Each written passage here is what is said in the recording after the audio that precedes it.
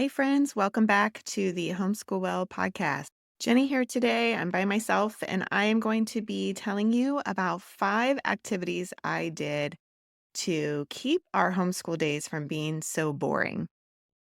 This episode is for you if you are just getting started and you have all your curriculum all set and you're like, all right, we're ready to go.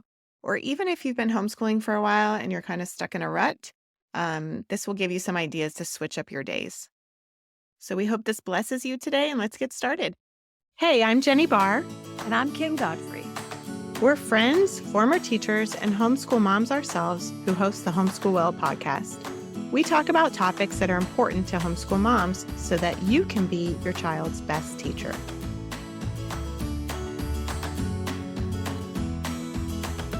All right. Well, I'm excited about this podcast today because we do lots of homeschool evaluations in Florida for families and for their yearly evaluation that they turn into the district. And we meet with lots of families. And recently, well, actually, there's a couple families that I've met with recently. And when I'm talking to the kids, or when we're talking to the kids, they're so bored with their curriculum. And I'm asking them, what was your favorite thing? And they're like, oh, what did you like? And they're like, I'm like, oh, tell me about some things you learned. And they're kind of looking at me like, And I know that some of it's just being shy or it's awkward or, whatever. And I have kids, so I know too.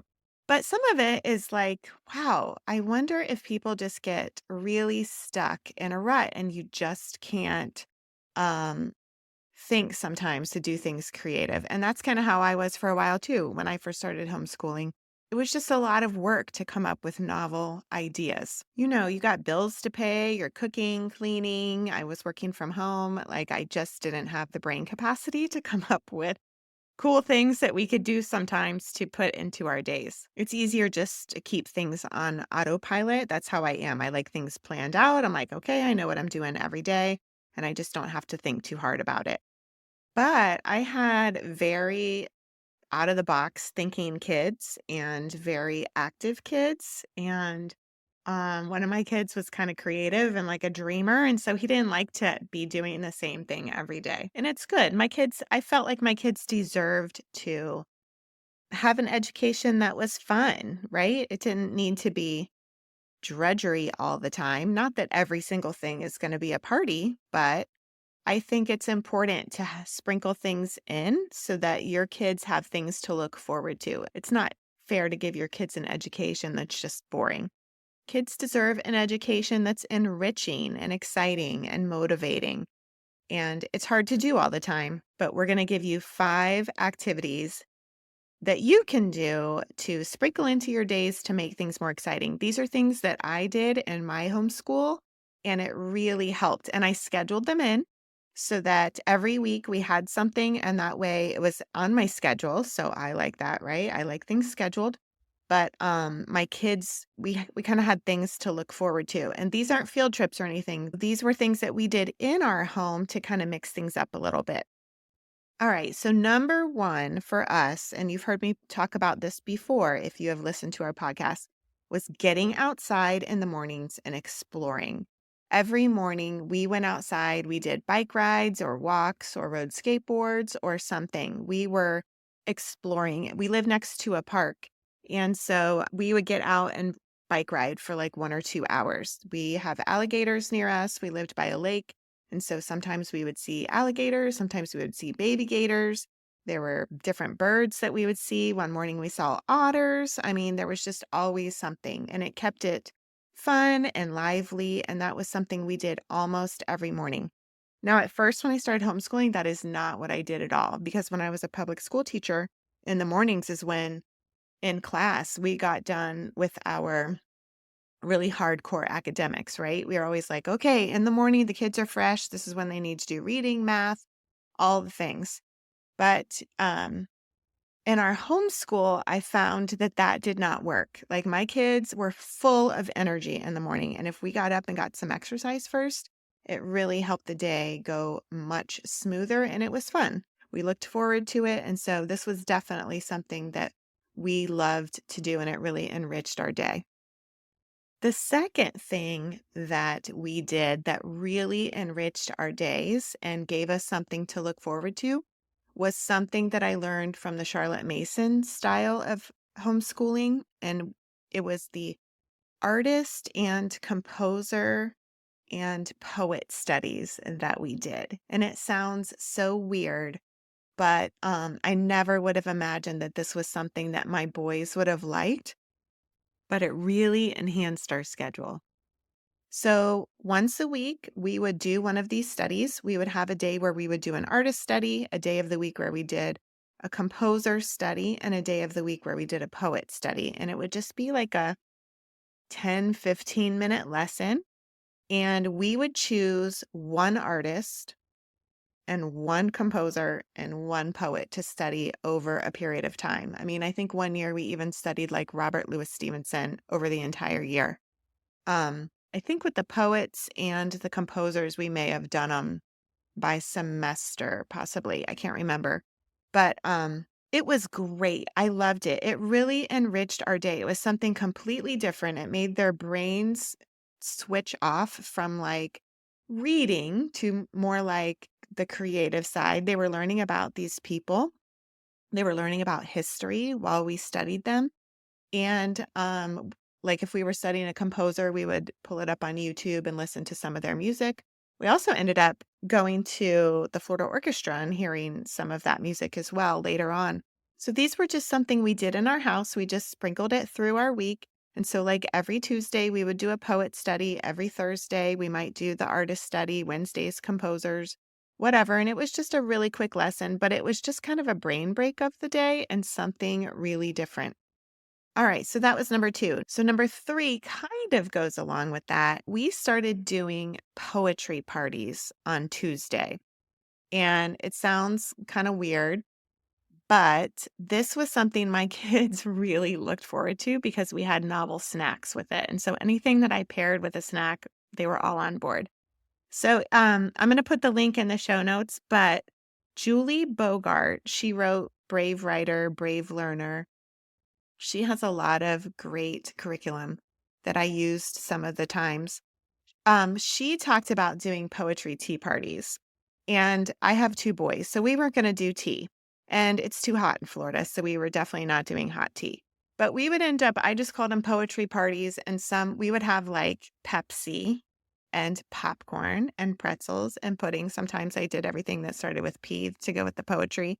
But we would just have a snack. We would put out a bunch of different poets and different books I had, like Where the Sidewalk Ends or Emily Dickinson. There are lots of children's books that are written for children, but they have poems by classic poets or classic authors in them. And so I would just spread them all out on the table. We would normally have one poet that we were studying, like it might be Walt Whitman or Edgar Allan Poe. And so I would read that poem and we would talk about their life and we would talk about why they had written this poem.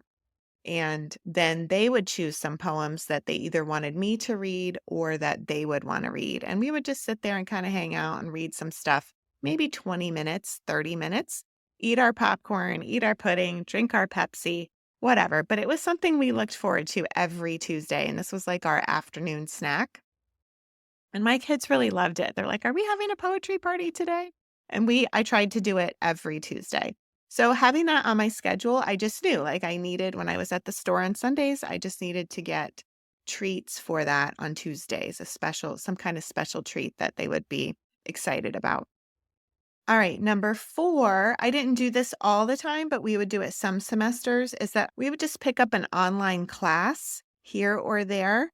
Like my son was into magic for a while, and so he did a magic class online at Outschool for a little while. So that was like once a week. We also did art curriculum that we had found online. It was not live, but we utilized some of her lessons from Yellow Spot Sun, and she was amazing. My kids really liked her curriculum, and sometimes we would try to study the artist that she was talking about too. So we kind of integrated that into our artist study.